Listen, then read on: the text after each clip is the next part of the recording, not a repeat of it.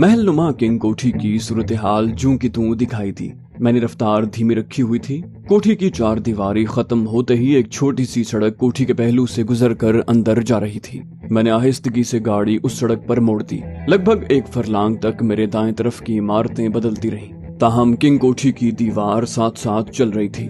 चार दीवारी के कोने एक चौड़ी सी गली किंग कोठी के अकब में जाती दिखाई दी। मैंने अंदाजा लगाया कि गाड़ी इस गली में ले जाई तो जा सकती है, लेकिन किंग कोठी के अकब में बसी औसत और निचले औसत तबके की आबादी की मुतजस्सिस निगाहों का मरकज बन जाएगी। ये भी मुमकिन है कि ये गली आगे जाकर तंग हो जाए और मेरे लिए गाड़ी वापस मोड़ना आजमाइश बन जाए। मैं वहां से सीधा निकलता चला गया। मेरा बुनियादी मकसद पूरा हो चुका था। प्रदीप की तरफ से किंग कोठी में वाक़े जोधी मस्जिद में पेश इमाम के भेस में भर्ती करवाए गए मनहूस जासूस गगन से मुलाकात में अभी वक्त बाकी था।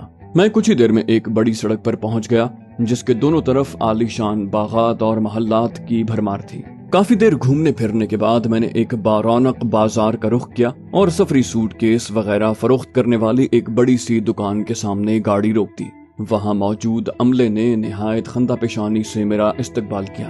मैंने काफी बारीक बीनी से जायजा लेने के बाद कैनवस के एक छोटे से बैग का इंतखाब किया, जिसे बाआसानी शाने पर लटकाया जा सकता था।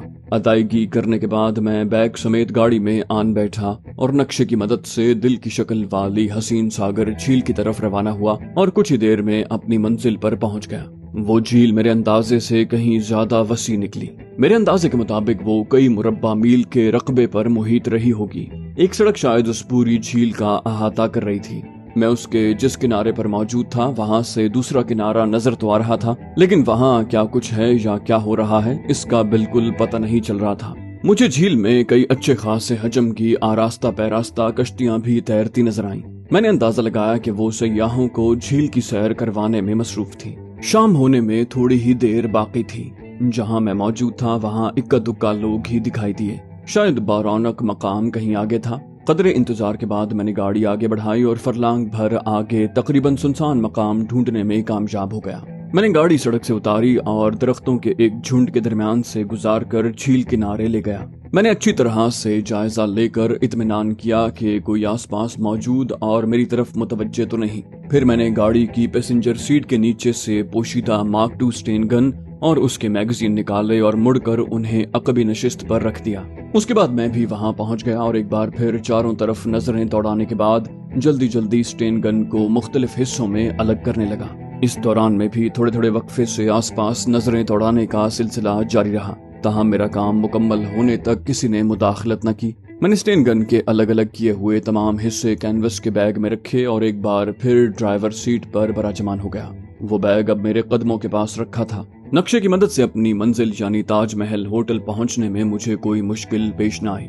गाड़ी होटल के पार्किंग में खड़ी करके मैंने कैनवस बैग शाने पर लटकाया और इस्तकबालिया पर पहुंच गया। इम्तियाज आलम शेख उस वक्त भी मुस्तैदी से अपनी ड्यूटी संभाल रहा था। मैंने उसे बताया कि मैं कुछ देर में होटल छोड़ रहा हूँ, लिहाजा वो मेरा हिसाब तैयार कर ले।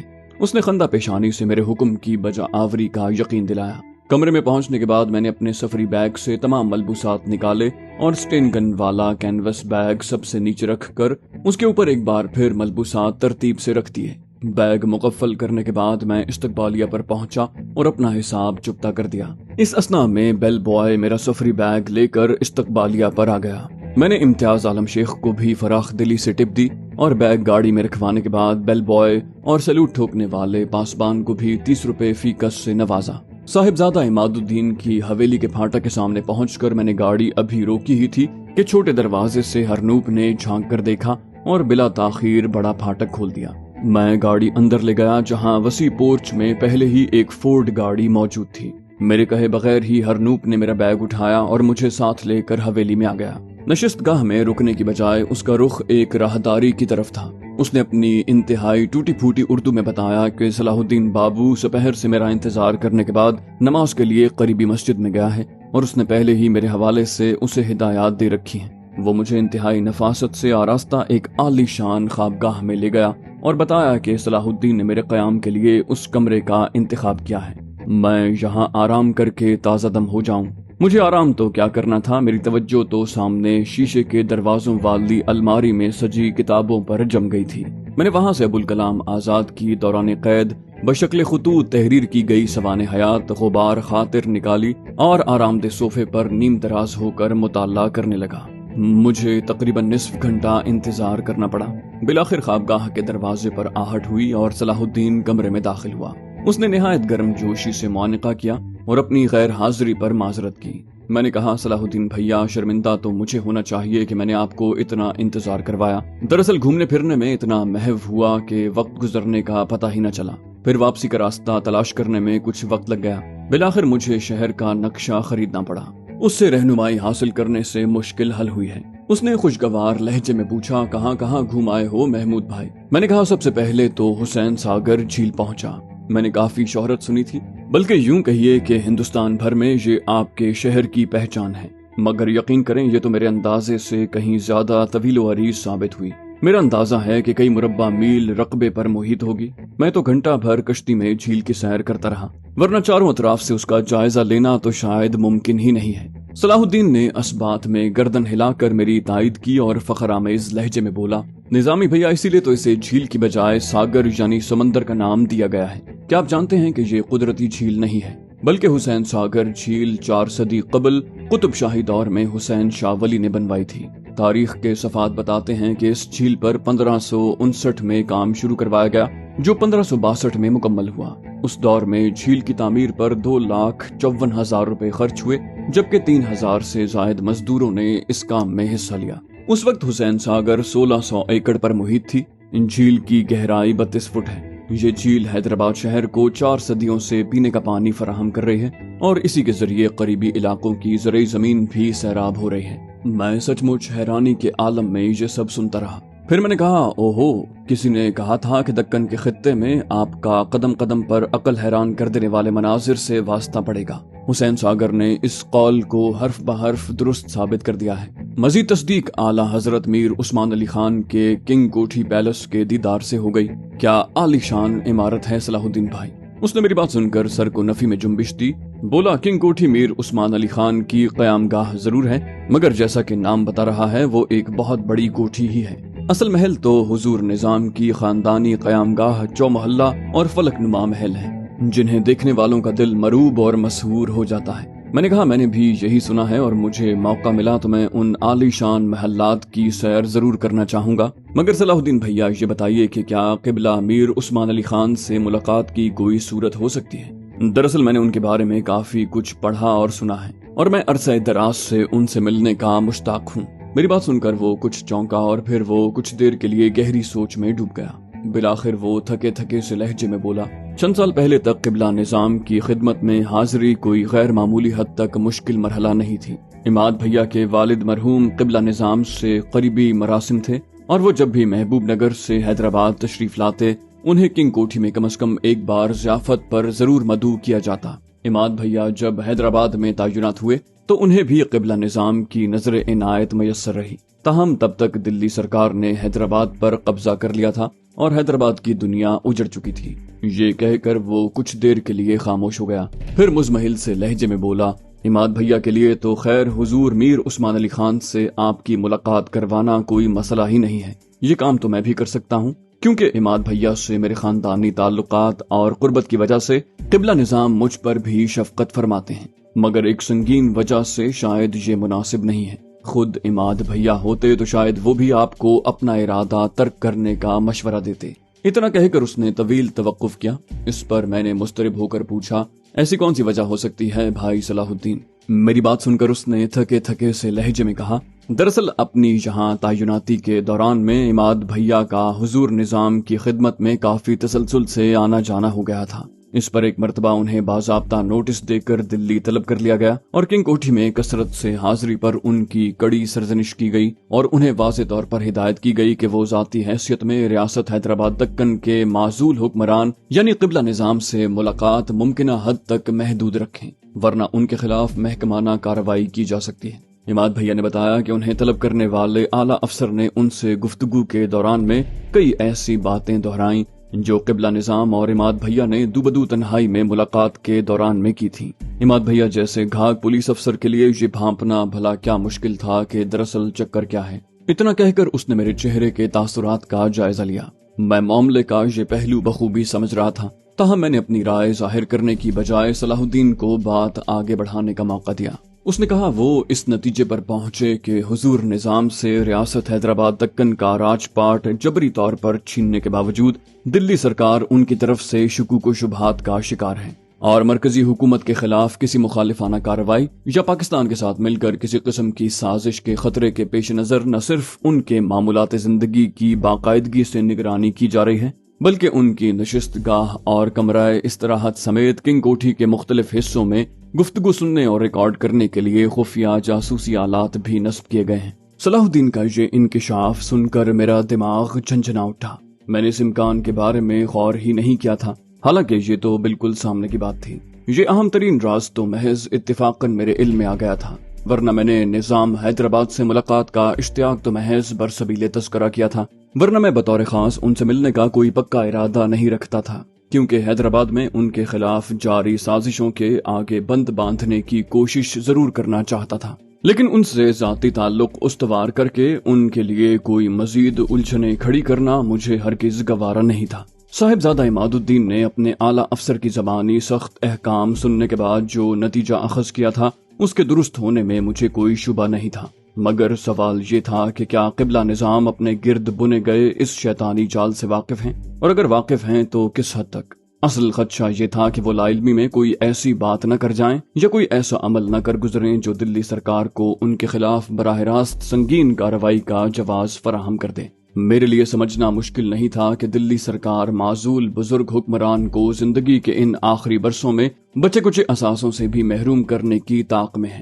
اگر اسے کوئی بہانہ مل گیا تو عین ممکن ہے کہ جناب نظام کو اپنی زندگی کے آخری دن کال کوٹری میں بتانے پڑے۔ تبھی مجھے احساس ہوا کہ صلاح الدین میری استغراقی کیفیت کا بغور جائزہ لے رہا ہے۔ میں نے سوچ بچار کی دنیا سے واپس آتے ہوئے کہا، آپ نے یہ تو بہت تشویشناک بات بتائی بھیا، میری رائے میں صاحبزادہ بالکل درست نتیجے پر پہنچے ہیں۔ حضور نظام کی گفت و شنید اور نقل و حرکت کی شب و روز نگرانی کی جا رہی ہے، حالانکہ دلی سرکار پہلے بھی انہیں معزول اور ریاست حیدرآباد پر جبری قبضہ کر کے ان کے ساتھ سخت زیادتی کر رہی تھی۔ ان کے اثاثوں کا بیشتر حصہ چھیننے کے بعد اب انہیں گوشہ نشینی میں بھی چین سے جینے نہیں دے رہے۔ کیا وہ ظالم ان سے آخری کوڑی بھی چھین لینا چاہتے ہیں؟ صلاح الدین نے حد درجے تحمل کے ساتھ میری بات مکمل ہونے کا انتظار کیا اور پھر ٹھنڈی آہ بھر کر بولا، بات صرف ان کے خزانے پر قبضہ جمانے تک محدود نہیں ہے محمود بھائی۔ دلی سرکار حیدرآباد دکن ریاست پر قبضہ جمانے کے باوجود اعلیٰ حضرت کی طرف سے خدشات اور اندیشوں سے پیچھا نہیں چھڑا سکی۔ نہرو اور اس کے ٹولے کو اب بھی یہی فکر کھائے جا رہی ہے کہ کہیں حضور نظام ریاست کے مسلمانوں میں اپنی پذیرائی کا فائدہ اٹھا کر کوئی ایسا قدم اٹھانے پر نہ تل جائیں جو نہرو ٹولے کے سارے کیے کرائے پر پانی پھیر دے۔ اس کی بڑی وجہ یہ ہے کہ مسلمان قوم تو ایک طرف، کانگریس تو ریاست حیدرآباد کی ہندو آبادی میں بھی کوئی اثر و رسوخ نہیں رکھتی۔ وہ اب تک اپنی کٹ پتلیوں کے ذریعے راج کر رہے تھے، لیکن انہیں مسلسل خوف ستا رہا تھا کہ مجھ سے مزید خاموش نہ رہا گیا اور میں نے صلاح الدین کی بات کاٹتے ہوئے پوچھا، کہیں انہیں یہ ڈر تو میر عثمان علی خان کے خلاف گھات لگانے پر نہیں اکسا رہا کہ قبلہ نظام اپنی مقبولیت کا فائدہ اٹھاتے ہوئے حیدرآباد دکن ریاست کو پاکستان کے ساتھ ضم کرنے کی کوشش کر سکتے ہیں؟ صلاح الدین نے لا علمی کے اظہار کے لیے شانے اچکاتے ہوئے تھکے تھکے سے لہجے میں کہا، اللہ بہتر جانتا ہے، مگر ریاست کے مسلمان مقتدر حلقوں میں یہ بات دہرائی جاتی ہے کہ ہندوستان کے بٹوارے کے بعد پاکستان کے بانیوں نے اسلام کے نام پر قائم ہونے والی نئی مملکت سے قبلہ نظام کی فطری محبت اور اخوت کو اپنی کم نظری کی بھینٹ چڑھا دیا۔ وہ چاہتے تھے کہ قبلہ نظام غیر مشروط طور پر ریاست حیدرآباد کو پاکستان میں شامل کرنے کے لیے سر دھڑ کی بازی لگا دیں، جبکہ قبلہ نظام اپنی فراست کے بل پر ادراک رکھتے تھے کہ ریاست میں ہندو دھرم کے ماننے والوں کی اکثریت کی وجہ سے یہ ممکن نہیں۔ صلاح الدین نے ٹھہر کر میرے پوری طرح متوجہ ہونے کا یقین کیا اور پھر اپنی بات آگے بڑھائی۔ بولا، یہ حقیقت ہے کہ اتنی وسیع و عریض ریاست کے دور دراز علاقوں میں بغاوت پھیل جاتی تو ریاست اپنی محدود عسکری طاقت کے ساتھ کسی طرح بھی اس بھڑکتی آگ کو نہیں بجھا سکتی تھی۔ البتہ اس کی آڑ میں دلی سرکار کو اپنی فوجیں ریاست میں جھونکنے کا موقع مل جاتا۔ میں نے جھٹ سے کہا، لیکن دلی سرکار نے تو قبلہ نظام کے پاکستان میں ضم ہونے سے گریز کرنے کے باوجود ریاست حیدرآباد پر حملہ کر کے قبضہ کر لیا۔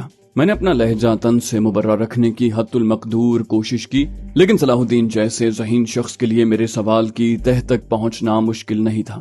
उसने फिर दुखी से लहजे में कहा, हो सकता है पाकिस्तान के सरबराहान हुकूमत अपनी सोच को दुरुस्त समझते हों, लेकिन जहां तक अहले हैदराबाद की अक्सरियत का ताल्लुक है, वो क़िबला निज़ाम की दानिश पर पूरा यकीन रखते थे कि चारों तरफ से हिंदुस्तान रियासत से घिरा पाकिस्तान का ये हिस्सा हमेशा तनाज़े का निशाना बना रहेगा और बिलाखिर शायद बेपनाह खून खराबे के बाद हिंदुस्तान के कब्जे में आ जाए। इसलिए उन्होंने मोहतात रवि अपनाई और पाकिस्तान का हिस्सा बनने की जिद्दोजहद करने की बजाय एक खुद मुख्तार रियासत के तौर पर हैदराबाद दक्कन को बरकरार रखने पर इसरार किया, जिससे शायद पाकिस्तानी हुक्मरान क़िबला निज़ाम की तरफ से कुछ बदजन हो गए। मैंने सलाहुद्दीन के दलाइल गौर से सुने और फिर सरसरी लहजे में कहा, मगर आखिर नतीजा तो वही निकला ना। क़िबला निज़ाम के कांग्रेसी हुकूमत से टकराव मोल लेने से गुरेज और पाकिस्तान में शमूलियत से पहलू तही के बावजूद रियासत छिन गई। शायद बसूरत दीगर नतीजा और होता। पाकिस्तानी रियासत अस्करी एतबार से बहुत ज्यादा ताकतवर नहीं, लेकिन मुझे यकीन है कि अपने एक हिस्से के दिफा के लिए उसकी फौज और अवाम सरधड़ की बाजी लगाने से गुरेज न करते। सलाहुद्दीन ने फीकी सी मुस्कुराहट के साथ कहा, अब मफरूजों पर बात करने का क्या फायदा महमूद भैया। काश पाकिस्तान के करता धरता क़िबला निज़ाम के मौक़िफ़ पर हमदर्दी से गौर करने के लिए तैयार हो जाते। सलाहुद्दीन के लहजे में सच्चाई थी। उनके चेहरे पर मौजूद तासुफ की झलक बता रही थी कि वो भी शायद रियासत हैदराबाद के अवाम की अक्सरियत की तरह इस मौक़िफ़ को ही दुरुस्त मानते हैं। ताहम मुझे अब भी मामले का ये रुख बरहक तस्लीम करने में तामुल था। मैंने कहा, मुझे इस रियासत के बासियों की तरफ से अपनी सोच के मुताबिक रास्ता इख्तियार करने पर कोई एतराज नहीं, लेकिन आप कम से कम ये तो मानते हैं ना कि पाकिस्तान के साथ शामिल होने का मौक़िफ़ न अपना कर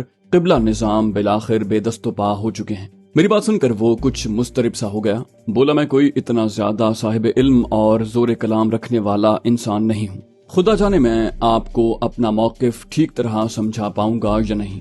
इमाद भैया मुझसे बेहतर बता पाते। मुझे पता है कि हमारे पाकिस्तानी भाइयों की तरह हिंदुस्तान की दीगर रियासतों के आप जैसे बहुत से मुसलमान भी आज तक बंटवारे के वक्त क़िबला निज़ाम के हैदराबाद रियासत की खुद मुख्तार हैसियत बरकरार रखने के फैसले की गहराई समझने से कासिर हैं। इस असना में हवेली के खान सामा ने खाना लगने की इत्तला दी। हम दोनों हवेली की शाया निशान तवामगाह में पहुंचे, जहां एक बिलोरी मेज पर कई पुरतकल्लुफ खाने सजे हुए थे।